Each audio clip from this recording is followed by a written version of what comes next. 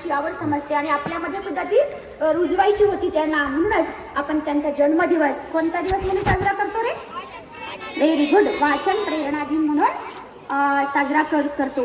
तामिळनाडूमधील रामेश्वरम या राज्यामधील तामिळनाडूमधील रामेश्वरम या छोट्याशा गावामध्ये 15 ऑक्टोबर 1931 रोजी डॉक्टर APJ अब्दुल कलाम यांचा जन्म झाला. त्यांचे वडील जैनुलुद्दीन आणि आई आशियम्मा यांच्या पोटी जे रत्न जन्माला आलं ते रत्न म्हणजेच आपल्या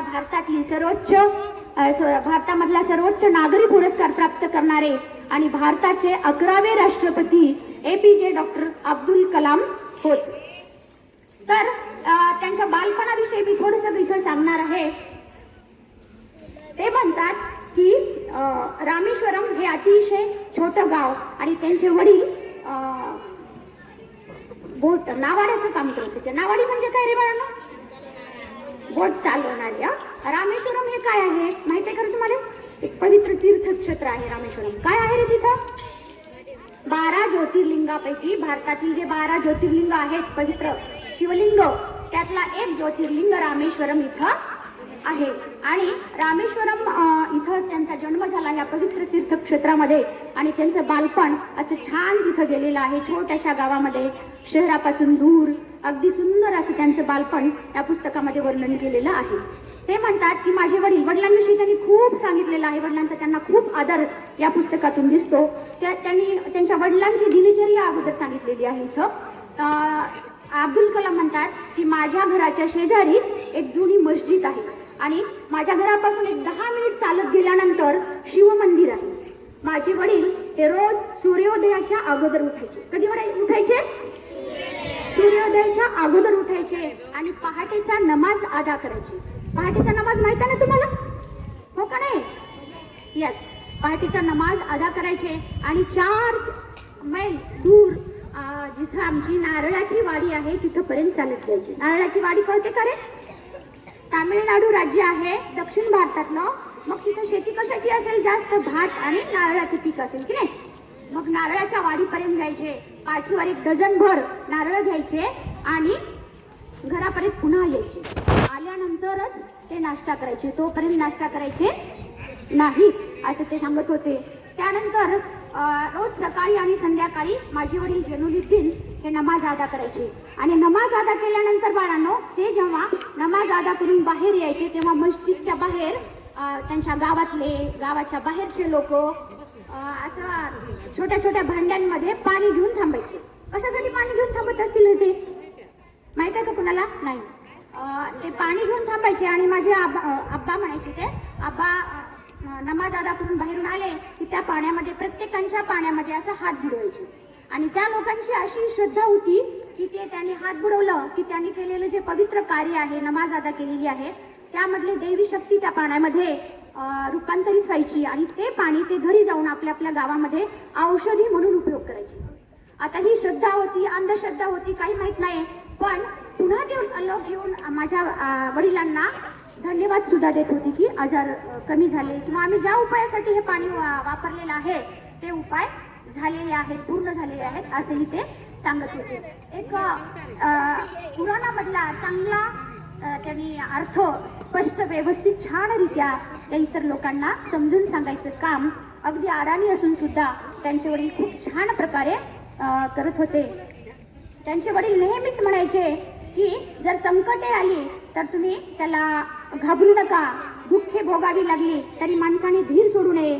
न घाबरता त्याला सामोरे जावे. संकटे माणसाला आत्मपरीक्षण करायची संधी देतात असे त्यांच्या वडिलांचं मत होतं. आणि ह्या अशा चांगल्या कुटुंबामध्ये हळूहळू त्यांचं बालपण असं त्यांचं व्यवस्थित फुलत गेलं.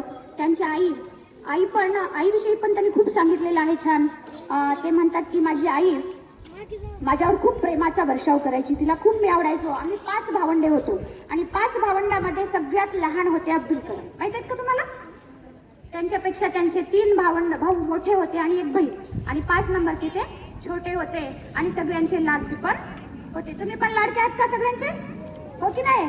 ते स्वतः तर आई बाबांचे तर लाडके होतेच होते पण हळूहळू ते पूर्ण भारताचे लाडके झाले झाले की नाही. त्यांच्या शाळेतल्या शिक्षकांचे लाडके झाले आणि भारतातल्या सगळ्या नागरिकांचे सुद्धा ते हळूहळू लाडके झालेले आहेत.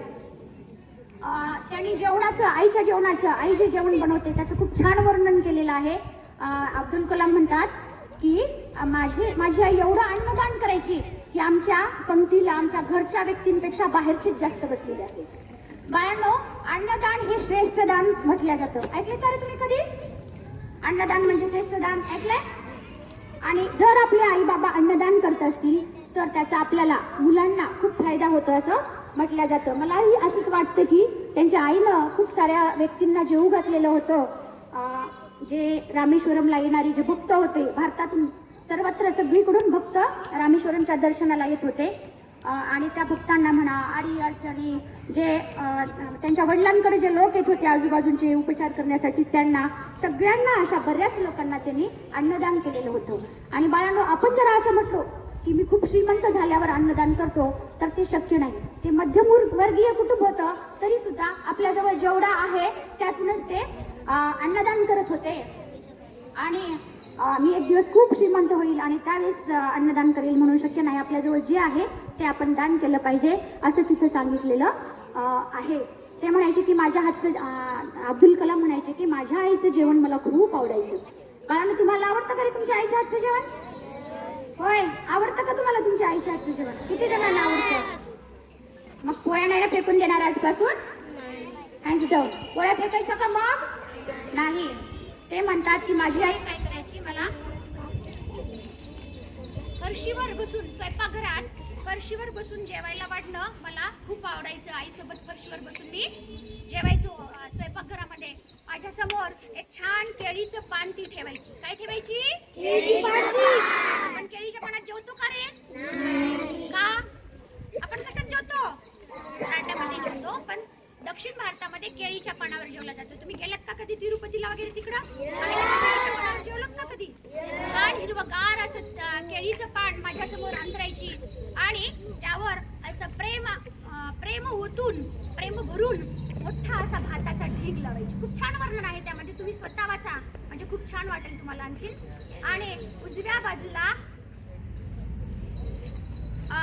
बाजूला घरगुती तयार केलेलं लोणचं असायचं. काय असायचं? घरगुती तयार, विकतचं नाही, घरगुती तयार केलेलं लोणचं. आणि भातावर छान मसाल्यांचा घमघमीत सुगंध येणारं चविष्ट असं सांबार. सांबार म्हणजे काय रे?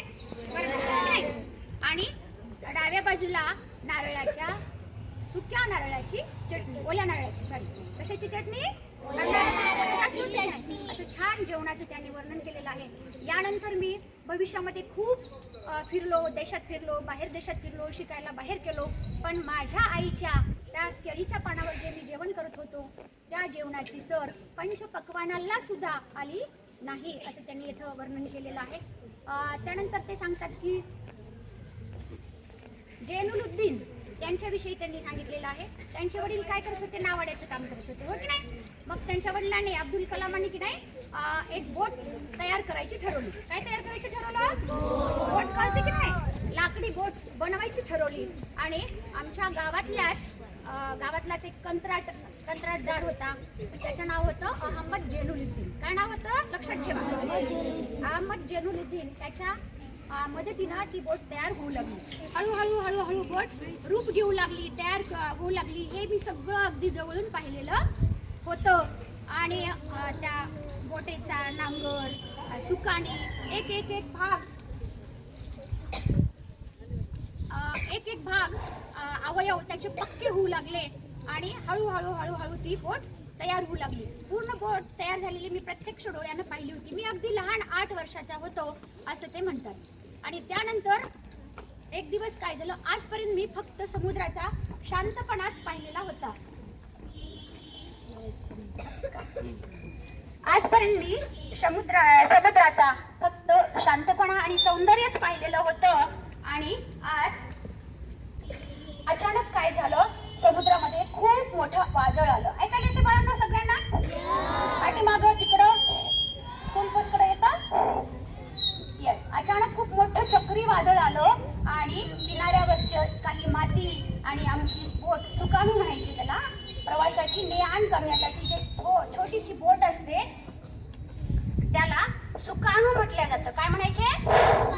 सुकाणू. ही सुकाणू आमची आणि समुद्राच्या काठावरची काही माती सगळं हे समुद्र अर्पण झालं. समुद्र अर्पण कळतं. 2-4 महिन्याची ही मेहनत जी होती अब्दुल कलामांच्या वडिलांची ती सगळी आज समुद्रार्पण झालेली होती. आणि हा बोट तयार करण्याच्या कालावधीमध्ये जो जैनुलुब्दीन जो होता ना तो माझा पक्का छान असा मित्र बनलेला होता असं ते म्हणतात. जैनुलुब्दीन कोण होते रे? हे जैनुलुब्दीन कोण होते? बोट तयार करणारे कंत्राटदार होते की नाही? त्यांचा आणि माझी खूप छान अशी मैत्री झालेली होती असं ते म्हणतात. त्यांच्याविषयी त्यांनी खूप सांगितलेलं आहे कारण त्यांच्या आयुष्यामध्ये पुन्हा त्यांनी उल्लेख केलेला आहे. त्यांच्या बालपणावर जी त्यांची छाप पडलेली होती जैनुलुब्दीन यांची ती फार महत्वाची होती असंच त्यांनी सांगितलेलं आहे. जैनुलुब्दीन यांनी पुढं नंतर माझी बहीण जोहरा यांच्याशी विवाह केला आणि ते माझे कोण झाले? आता कोण झाले सांगा बरं. अरे जैनुलुब्दीन जे होते कंत्राटदार त्यांनी अब्दुल कलाम यांच्या बहिणीशी विवाह केला. मग ते कोण झाले बरं? अब्दुल कलामांचे भाऊजी. कोण झाले? भाऊजी झाले. आणि अशा प्रकारे त्यांनी आमच्याशी नातं जोडल्या गेलं असं ते म्हणतात. आणि मग तिथून या दोघांची मैत्री खूप छान झाली. ते वयाने खूप मोठे होते पण जैनुलुब्दीन यांचे ते मित्र झालेले होते. त्यांचे सल्लागार, मार्गदर्शक, बालपणामधले वडिलांच्या नंतरचे गुरु असे ते जैनुलुब्दीन झालेले होते. मग रोज रात्री ते काय करायचे? अब्दुल कलाम आणि त्यांचा मित्र हा जैनुलुब्दीन हे दोघ जण समुद्र किनाऱ्यावर रोज फिरायला जायचे.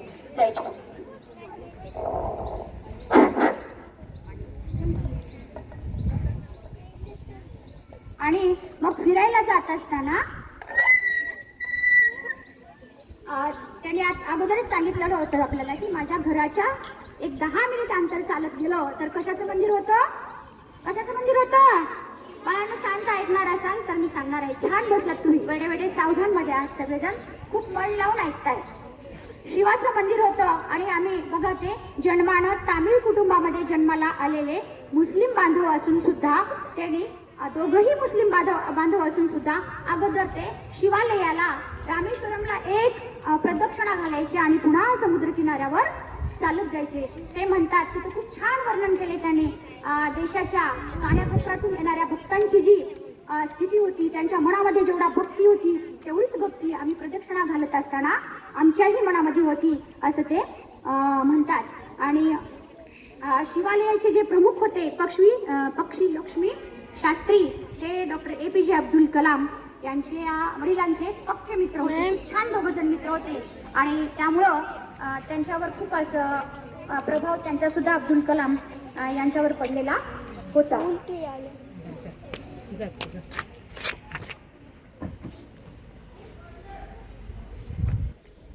आणि जे जैनुलुब्दीन जे होते ना ते अब्दुल कलामांना आझाद म्हणायचे. काय म्हणायचे रे? आझाद या नावानेच ते हाक मारायचे. आणि ते रोज संध्याकाळी दोघ जण समुद्र किनाऱ्यावर फिरत जात असत. फिरत असताना त्यांच्या मग वेगवेगळ्या विषयावर गप्पा चालू असायच्या. त्यावेळेस होतं दुसरं महायुद्ध चालू. काय होतं रे? 1939 ची ती घटना होती. बालपण म्हणजे त्यांचं आणि दुसऱ्या महायुद्धाची ठिणगी पडलेली होती. दुसरं महायुद्ध सुरू झालेलं होतं आणि आपला भारत हा पारतंत्र्यात होता. भारत स्वतंत्र झाला असेल का रे बाळांनो 1939 ला? नाही, भारत हा पारतंत्र्यामध्ये होता. आणि मग जैनुलुब्दीन त्यावेळेस रामेश्वरम मध्ये इंग्रजी जाणणारा हा एकच व्यक्ती होता असं ते म्हणतात. जैनुलुब्दीन बद्दल त्यांनी खूप सारं लिहिलंय. तेवढं इथं आपण मी सांगू शकत नाही. तुम्ही स्वतःच वाचन करा. कुणाचं जर इंग्लिश मधलं पत्र वाचून द्यायचं असेल, अर्ज लिहून द्यायचं असेल तर कुणाचं नाव येत होतं? फक्त जैनुलुब्दीनचंच नाव सगळ्यांच्या तोंडामध्ये असायचं. असा हा जैनुलुब्दीन त्यांच्या भविष्यावर खूप चांगली अशी छाप अब्दुल कलामांच्या भविष्यावर टाकून गेलेला होता. त्यानंतर त्यांचा आणखीन एक मित्र होता शमसुद्दीन. त्याचं नाव काय होतं? शमसुद्दीन. शमसुद्दीन हा कोण होता?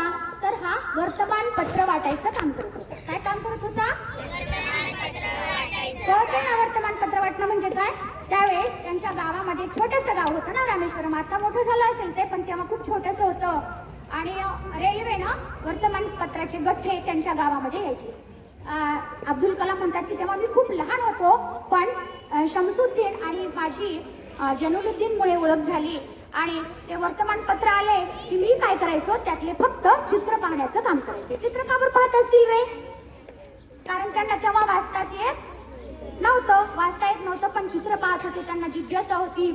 आणि एक दिवस काय झालं, दुसऱ्या महायुद्धाचा आमच्या गावावर पहिला असा परिणाम झाला की वर्तमानपत्र घेऊन येणारी जी ट्रेन होती, जी रेल्वे होती, ती आमच्या गावामध्ये थांबण्यास ती डायरेक्ट जाऊ लागली. स्टॉप तिचा बंद झाला. मग आता वर्तमानपत्र कसं करायचं, तर धावत्या ट्रेन मधून वर्तमानपत्र आता शमसुद्दीन टाकणार होता आणि मग खाली टाकलेले वर्तमानपत्र वेचण्यासाठी म्हणा, गोळ्या करण्यासाठी कोणतरी विश्वासातला माणूस हवा होता, हो की नाही? असं कोणाला पण घेता येईल का? नाही. म्हणून त्याने माझ्या समोर त्याने अडचण व्यक्त केली आणि मी अगदी 10-12 वर्षाचा होतो त्यावेळेस. आणि त्यावेळेस मी वर्तमानपत्राचे धनुकुडी एक ठिकाण होतं, धनुकोष्टी, तिथून रामेश्वरपर्यंत धावत येत असताना ट्रेन, त्या धावत्या ट्रेन मधून पेपरचे गठ्ठे, वर्तमानपत्राचे गठ्ठे बाहेर फेकले जायचे आणि ते गठ्ठे मी गोळा करत असे. आणि त्यावेळेस ती माझ्या आयुष्यातली पहिली कमाई होती असं ते म्हणतात. आणि त्यावेळेस काय माहित कशासाठी काही माहित नाही, पण दुसऱ्या महायुद्धाच्या काळामध्ये बाहेर देशामध्ये चिंचुक्यांना खूप महत्व आलं होतं. कशाला? चिंचुक्याचा उपयोग ते काय करत होते माहित नाही, पण खूप महत्व आलं होतं. आणि मी चिंचुके पण वेचायचं काम केलं आणि त्यातून मला 1 आणा मिळाला असं ते म्हणतात.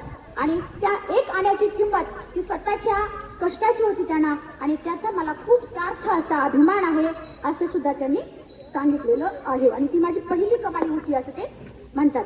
त्यानंतर त्याने शाळेमधला एक प्रसंग सांगितलाय. सांगू का रे? तुमच्यासारखे होते ते 4थीच्या वर्गात बसलेले. सांगू? ऐकायचं आहे?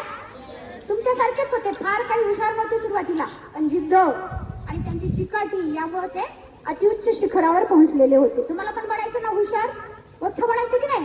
कोणाकोणाला बनायचंय? Very good. म्हणजे छान, तुम्ही लक्ष देऊन ऐकताय ना सगळे? छान. एकदा काय झालं, ते 2 जण, त्यांचा एक मित्र, त्याचं नाव होतं रामनाथ. काय नाव होतं रे? मला ते रामेश्वरम ठिकाण असल्यामुळे रपासून नाव असतील ना सगळे, रामाच्या नावावरून रामेश्वरमच्या.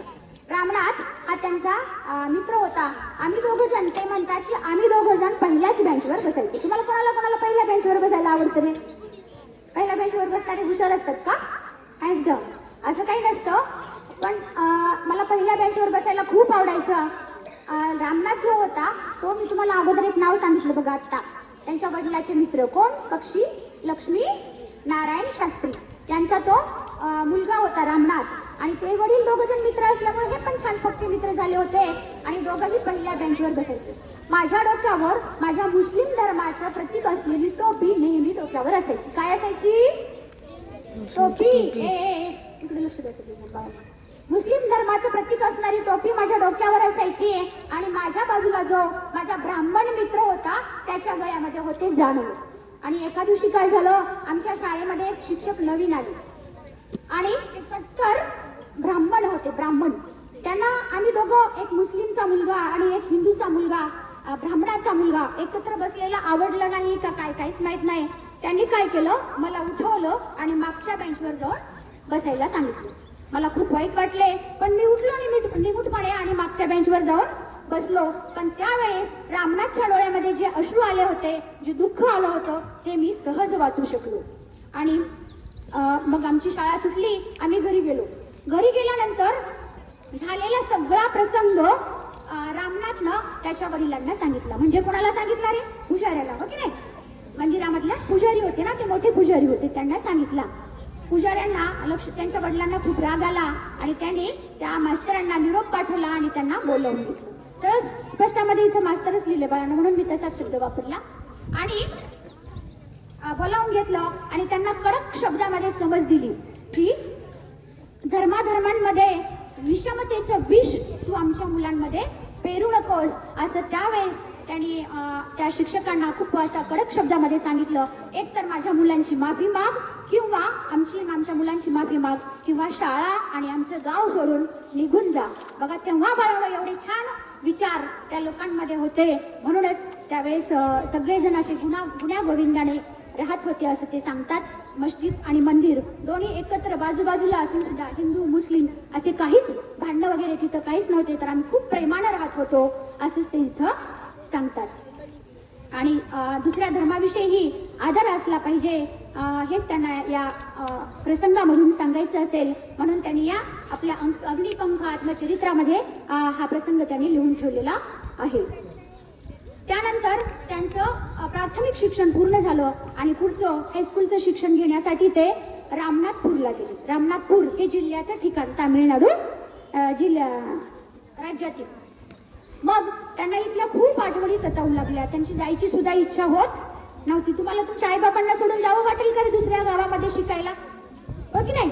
जावं वाटत नाही. तसंच अब्दुल कलामांना सुद्धा आपल्या आईबापांना सोडून दुसऱ्या जिल्ह्याच्या ठिकाणी शिकायला जायची बिलकुल इच्छा नव्हती. पण त्यांच्या वडिलांनी त्यांना खूप छान शब्दामध्ये खूप छान असं समजून सांगितलं की बाळा, तुझा जन्म ह्या छोट्याशा गावामध्ये राहण्यासाठी झालेला नाही. पक्षांनी जर घरटं सोडून बाहेर गेलेच नाहीत तर ते छान उंच आकाशामध्ये भरारी मारतील का रे पक्षी?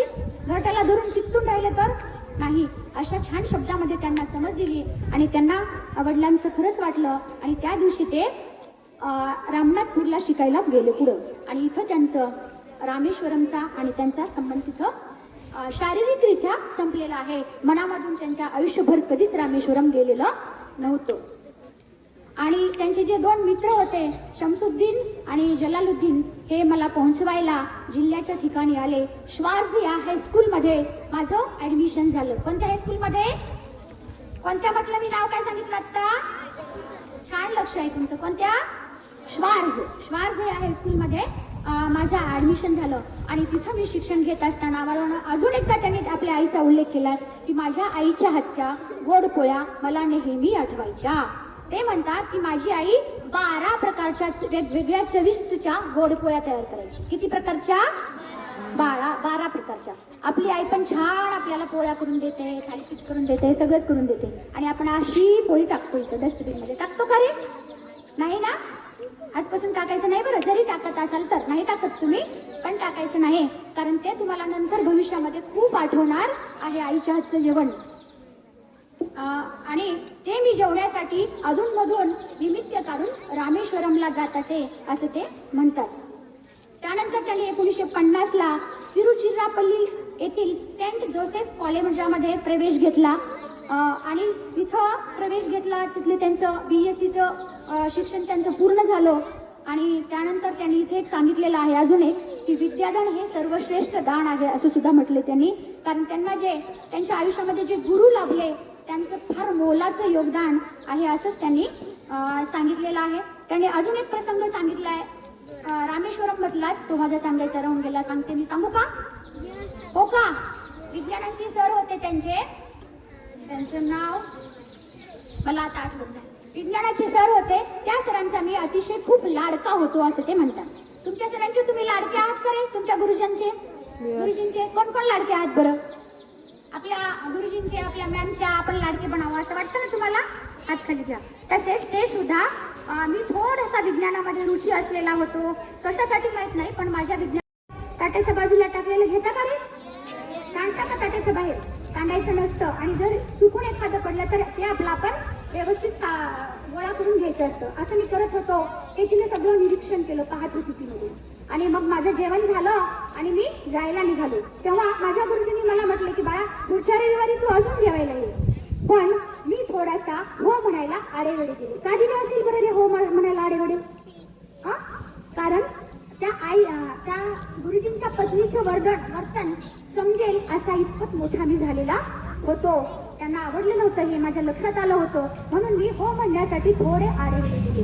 पण माझे गुरुजी मला म्हणाले, अबुल, आपल्याला जर या परंपरा बदलायच्या असतील, मोठं व्हायचे असेल तर अशा छोट्या छोट्या गोष्टी निग्लेक्ट करायच्या असतात, त्याकडे दुर्लक्ष करायचं असतं असं त्यांनी मला सांगितलं. आणि मी पुढच्या रविवारी पुन्हा गुरुजींच्या घरी जेवायला गेले. तुम्हाला कोणाकोणाला गुरुजींच्या मॅमच्या घरी जेवायला जायला आवडतं रे? आवडते का सगळ्यांना? बरं, हात खाली घ्या. आणि हे प्रसंग बाळांना खूप आयुष्यभर लक्षात राहतात बरं. आणि मी दुसऱ्या रविवारी पुन्हा जेवायला गेलो आणि त्यावेळेस मात्र गुरुजींच्या बायकोनं, गुरुजीच्या पत्नीनं मला स्वतःच्या हातानं स्वयंपाकघरामध्ये बसून स्वतः जेवायला वाटलं. त्यांना त्यांची चूक समजली असेल म्हणा, असं त्यांनी इथं सांगितलेलं आहे. त्यांनी त्यांच्या गुरुजनांचा खूप वेळा उल्लेख केलेला आहे.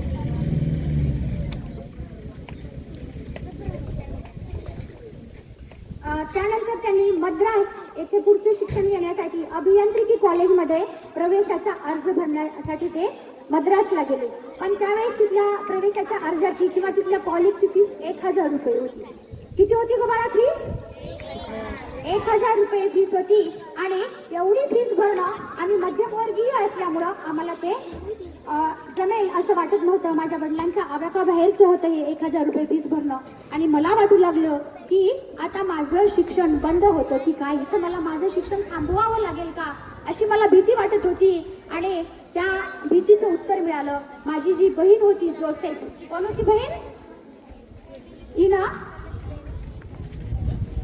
माझ्या बहिणीनं तिच्या हातातल्या सोन्याच्या बांगड्या आणि गळ्यातली सोन्याची चेन गिरवी ठेवली आणि माझ्या कॉलेजची 1000 रुपये फीस भरली. बाळांनो बघा, बहिणीचं सुद्धा कर्तव्य असतं बरं, त्याग असतो बहिणीचं सुद्धा भावांच्या बाबतीमध्ये.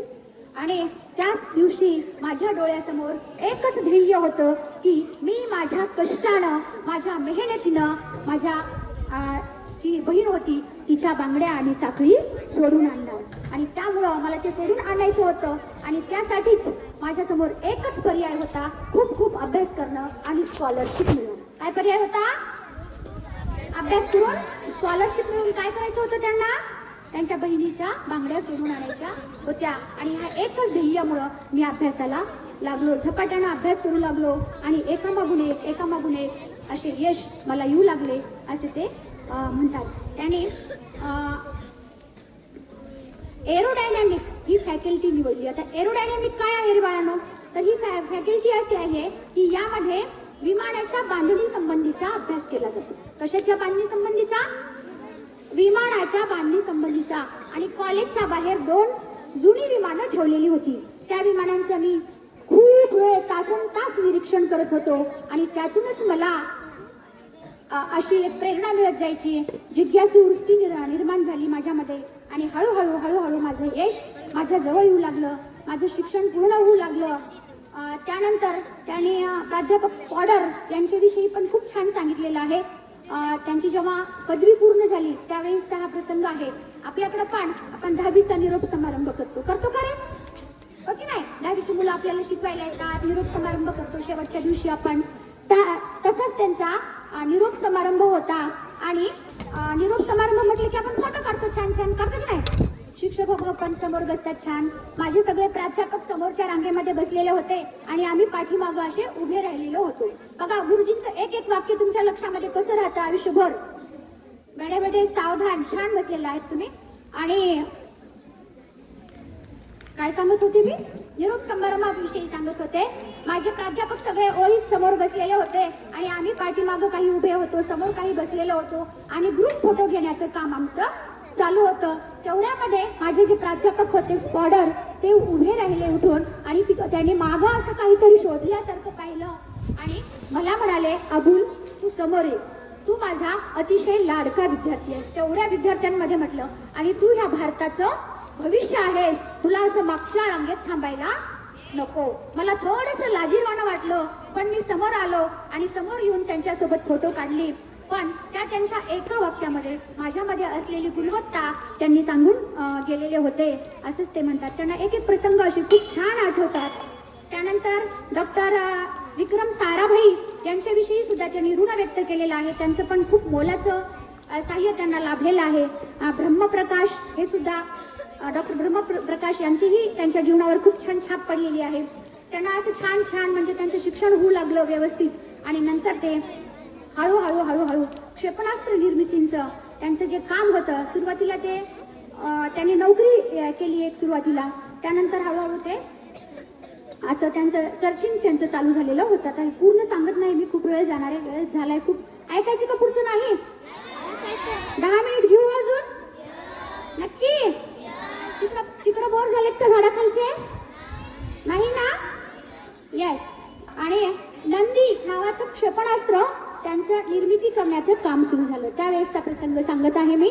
त्यांनी खूप रात्रंदिवस तास काम करून व 5-6 वर्ष काम करून नंदी हे पहिलं क्षेपणास्त्र निर्माण केलेलं होतं. ते स्वतः एकटे नव्हते, त्यासोबत त्यांची टीम पण होती. त्यांना सांघिक कार्य वैयक्तिक कामापेक्षा खूप आवडायचं, म्हणून सगळ्यांनी काम करणं एक टीम होती. आणि नंदी हे क्षेपणास्त्र त्यांची निर्मिती होऊ लागली होती आणि उड्डाणाचा दिवस आला आणि त्यामध्ये कुठली काउंटडाऊन चालू झालं. काउंटडाऊन म्हणजे काय असतं रे? क्षेपणास्त्र आपण उड्डाणात मागं पाहिलं होतं का रे? चांद्रयान 3 पाहिलं का सगळ्यांनी? मग ते उलटे आकड्यांची गणती केल्या जाते. गुरुत्वाकर्षण शक्तीचा परिणाम आणि त्याच्या विरोधात शक्ती वापरून क्षेपणास्त्रावर पाठवल्या जातं. अशी उलटी काउंटडाऊन चालू झालं. 10, 9, 8 असं म्हटलं जातं आणि 1 म्हटलं की ते वर जातं. असं सुरू झालं आणि तेवढ्यामध्ये काय बिघाड झाली माहित नाही, पण आमचं नंदी हे क्षेपणास्त्र जे होतं ते फेल झालं. बघा बाळांनो, एवढ्या वर्षाची मेहनत त्यांची वाया गेलेली होती, पण ते थकून गेले नाहीत किंवा दुःखी झाले नाहीत, कष्टी झाले नाहीत. आलेल्या संकटांमधून त्यांच्या वडिलांनी सांगितलं होतं त्यांना की संकटे ही आपल्याला आत्मपरीक्षण करायला शिकवतात. काय शिकवतात? आत्मपरीक्षण करायला शिकवतात असं सांगितलं होतं. आणि त्यांनी त्यांचं आत्मपरीक्षण केलं त्यावर आणि नंतर त्या नंदीचा अकाली मृत्यूच झाला.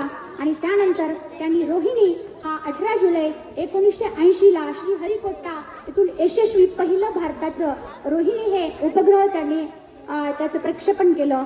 त्यानंतर त्या रोहिणीच्या जेव्हा यशस्वी प्रक्षेपण झालं भारतातील ते पहिला उपग्रह होता. अगोदर रशियाच्या मदतीनं किंवा रशियातून केले जायचे, पण हा पहिला आपल्या भारताचा रोहिणी हा उपग्रह होता. आणि हा यशस्वी प्रक्षेपण झाल्यामुळं डॉक्टर अब्दुल कलाम भारतातल्या लोकांना आणि भारताबाहेरच्या लोकांना सगळ्यांना माहीत झाले आणि अभिनंदनाचे कॉल्स त्यांना किंवा त्यांचे सगळीकडे अभिनंदन होऊ लागलं. पंतप्रधान त्यावेळेसच्या पंतप्रधान होत्या इंदिरा गांधी. कोण होत्या? इंदिरा गांधींनी सुद्धा त्यांचं भरभरून कौतुक त्यावेळेस केलेलं होतं. आणि त्यांना जे 20 वर्ष फुलकावणं देणारं जे यश होतं ते रोहिणी या उपग्रहामुळं त्यांना ते मिळालेलं होतं. बघा बाळांनो, एखादं यश मिळवायला किती वर्ष लागले होते त्यांना?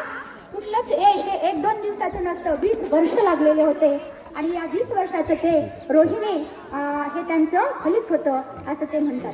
एकूणच त्यांचं बालपण अथक परिश्रमामध्ये व्यतीत करून विद्येची अखंड साधना करीत खडतर आयुष्य जगून राष्ट्रपतीपदी निवड त्यांची हळूहळू झालेली होती. त्यांना लहान मुले खूप आवडायची. कोण आवडायची त्यांना? लहान मुले आवडायची. लहान मुलांना गप्पा मारायला खूप आवडायचं. ते असं आपल्या शाळेत आज असते तर ते आपल्या शाळेत पण आले असते, हो की नाही? असं शाळेमध्ये जाणं, तुमच्यासारख्या लहान मुलांना बोलणं, त्यांच्याशी संवाद करणं, ते एवढ्या मोठ्या पदावर गेले तरी सुद्धा ते सामान्य जीवन जगत होते. त्यांच्या पोशाखावरूनही तुमच्या लक्षात येईल की ते अतिसामान्य असून सुद्धा सामान्य जीवन त्यांनी आयुष्यभर जगलेलं आहे. हे पुस्तक फक्त अब्दुल कलाम यांचं आत्मचरित्र नाही, तर अवकाश संशोधन आणि तंत्रज्ञान विषयक लढाईचे ते एक स्पंदनच आहे असंही समजलेलं आहे. त्यांना टीम वर्क खूप आवडायचं हे मी तुम्हाला आत्ता सांगितलं. आणि वैयक्तिक कामापेक्षा ते सांघिक कामावर खूप भर द्यायचे. त्यांच्यासोबतचे जे त्यांचे सहकारी होते ते सह्याद्रीच्या काळ्या खडकांसारखे हट्ट होते असं ते म्हणतात. तिथं का म्हटलं असेल बरं रे असं? इथं म्हणजे कितीही अपयश आलं तर ते डगमगून जायचे नाहीत किंवा आपल्या भारतातले वैज्ञानिक हे अपयशांना घाबरून बसणारे नव्हते हे सांगण्यासाठी त्यांनी याची उपमा दिलेली आहे. सह्याद्रीच्या काळ्या खडकांसारखे होते असं म्हटलेलं आहे. त्यानंतर त्यांनी त्रिशूळ या क्षेपणास्त्राचे उत्तम उदाहरण म्हणून सांगितले की आम्ही सांघिक काम करून ते कसं यशस्वी केलं. त्यानंतर 1988 साली पृथ्वी या अग्निबाणाची त्यांची यशस्वी अशी उड्डाण झालं त्यांचं. पुन्हा अग्नी, पृथ्वी, आकाश, नाग अशी त्यांची हे अग्निबाण आहेत, क्षेपणास्त्र आहेत ज्यांचं त्यांनी यशस्वी उड्डाण केलेलं आहे. आणि ध्येयवेडे माणसं काय करू शकतात हे त्यांनी दाखवून दिलेलं आहे. डॉक्टर विक्रम साराभाई हे इस्रोचे मेंबर होते आणि त्यांच्याकडून सुद्धा त्यांना खूप असं इस्रो माहिती आहे का तुम्हाला? इस्रो म्हटलं जातं.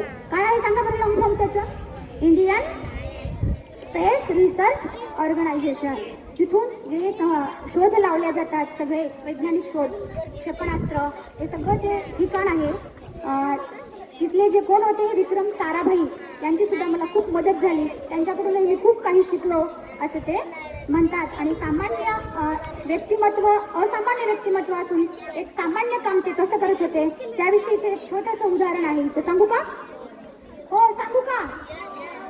छान छान आहेत त्यांना सगळेजण, आवडते का? नक्की का? बोर झालं? आणि एकदा काय झालं, त्यांच्यासोबतचे जे कर्मचारी होते, त्यांच्यासोबत काम करणारे कर्मचारी होते आणि एक कर्मचारी त्यांना म्हणाले की साहेब, आज मला जरा लवकर घरी जायचं आहे. काय म्हणाले? साहेब, आज मला जरा लवकर घरी जायचं आहे. कलामाने त्यांना विचारलं, कारण काही, म्हणजे सांगू शकता का का बरं? तर माझ्या मुलाला ना प्रदर्शन पाहायला न्यायचं आहे. काय पाहायला न्यायचं होतं रे बाळांनो? प्रदर्शन. विज्ञान प्रदर्शन आपल्याकडे भरतं की नाही? जिल्ह्यावर भरत असतं, तालुक्यावर भरत असतं विज्ञान प्रदर्शन. आणि असं प्रदर्शन पाहायला माझ्या मुलाला न्यायचं आहे, त्यामुळे मला आज थोडं लवकर सुट्टी द्या आणि मला लवकर घरी जायचं आहे असं ते म्हणतात. अब्दुल कलामांनी त्यांना हो म्हटलं आणि मग हो म्हटल्यामुळं त्यांनी आनंदामध्ये आपल्या कामाला लागले. आणि कामाला लागल्यावर ते आपल्या कामामध्ये एवढे दंग झाले की त्यांना आपल्या घड्याळाकडे बघायचं भान पण राहिलं नाही. जसं आता मला भान नाही घड्याळाकडे बघायचं, तसं घड्याळाकडे बघायचं भानच राहिलं नाही. आणि त्यांचं काम यशस्वीरित्या पूर्ण झालं. पूर्ण झाल्यावर त्यांना त्या कामाचा खूप आनंद झाला, पूर्ण हातातल्या कामाचा. आणि काम झाल्यानंतर त्यांनी घड्याळाकडे पाहिलं तर फार वेळ झालेला होता. मुलाला जी वेळ दिली होती प्रदर्शन पाहायला, ती वेळ निघून गेलेली होती. त्यांना थोडंसं दुःख वाटलं, असं कसं झालं माझ्याकडून? मी तर मुलाला वचन दिलं होतं, त्याला सांगितलं होतं, शब्द दिला होता की मी तुला प्रदर्शन पाहायला घेऊन जाईल. आणि मग ते घाई आपलं काम आटोपतात आणि घरी निघून जातात. घरी जाऊन पाहतात तर काय घडलं पहा, थोडंसं लक्ष देऊन आहे का?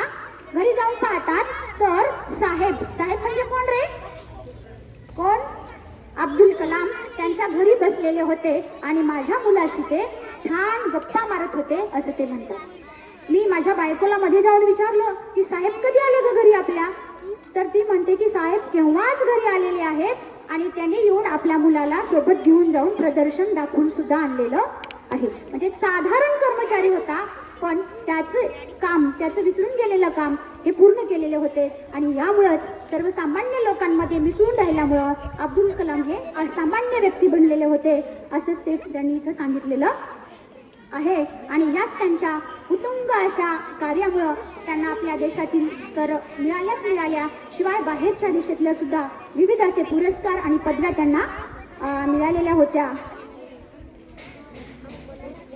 मला या पुस्तकातून असंच एवढंच वाटतं की एवढेच विचार घ्यावेसे वाटतात. सपने ओ नहीं जो नींद में आए, सपने ओ नहीं जो नींद में आए, सपना ओ है जो नींद न आने दे, सपना ओ है जो नींद न आने दे. हौसला मजबूत हो. आता हे पुढचे वाक्य माझे आहेत का? पुस्तकाचे नाहीत बघा. हौसला मजबूत हो, लक्ष्य साफ हो. हौसला मजबूत हो, लक्ष्य साफ हो और मेहनत सच्ची हो तो कुछ भी असंभव नहीं है. विश्वास, मेहनत आणि त्याग या बंधुत्वावर एक अखबार विकणारा मुलगा असामान्य कसा बनला. भारताचा प्रथम नागरिक, सर्वोच्च पुरस्कार प्राप्त राष्ट्रपती कसे बनले हेच या पुस्तकातून आपल्याला सांगितलेले आहे. असेच काही विचार यातून आपल्याला सांगितलेले आहेत. महान व्यक्तिमत्व आणि वैज्ञानिक ते होते. अगर सूरज की तरह चमकना है, त्यांच्या या पुस्तकातून असं म्हटलेलं आहे, असं सांगितलेलं आहे. असं मला वाटतं की अगर सूरज की तरह चमकना है तो सूरज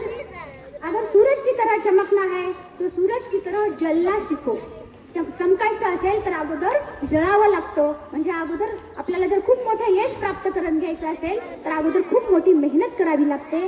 असंच हे पुस्तक आपल्याला काहीसे सांगून जाते. एवढं बोलून काही माझं चुकलं असेल किंवा माझ्या तोंडून कुठले अपशब्द गेले असतील तर ते माझ्याजवळच असू द्या.